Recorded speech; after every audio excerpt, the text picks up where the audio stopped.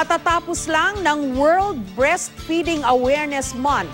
Balikan natin kung ano-ano na nga ba ang mga nagawa para isulong ang interes ng mga inang nagbe-breastfeed. Ayon sa International Labour Organization, dapat 14 na linggo ang maternity leave ng mga working mom para maayos na ma-breastfeed ang kanilang mga anak. Si Tina Panganiban Perez on assignment.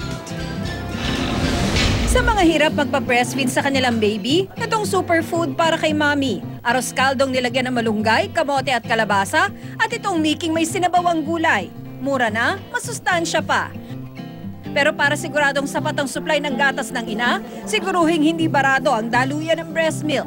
Ang solusyon, lactation massage na tinuturo ng isang breastfeeding advocacy group sa mga nanay at tatay. Sa lactation massage, unti-unting tutunawin ang tumigas na gatas hanggang makadaloy ito ng maayos. Yung nipple, nagkakaroon na rin ng bara. Kaya yung baby, kapag dumedi siya dyan, konti yung nakukuha, kaya nagre-reklamo.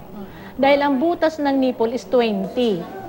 Eh kung 3 lang yung lumalabas dyan. Natutulungan ko siya for the massage.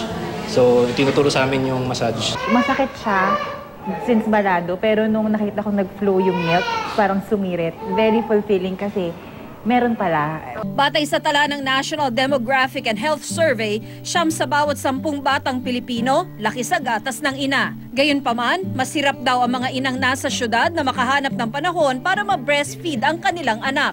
Ayon sa International Labour Organization, dapat 14 na linggo ang maternity leave ng mga working mom. Pero sa Pilipinas, 60 araw o mahigit 8 linggo lang. Kaya naman critical na may lactation room ang bawat opisina para malayang makakapagkolekta ng gatas sa mga ina.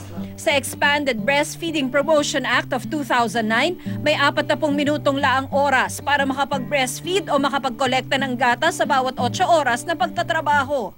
Meron kami nung lactation period, which is yung dito sa BSP, 90 minutes for every 8 hours of work. Yung nire-require ng law ay 40 minutes lang.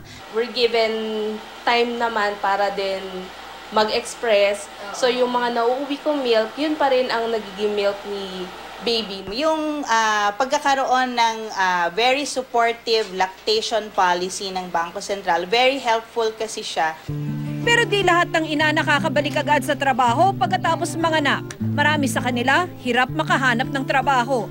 Kaya naman layunin ng grupong Arugaan na bigyang trabaho ang ilang kababaihan sa pamamagitan ng wet nursing o yung pagpapa-breastfeed sa ibang bata na di nila anak.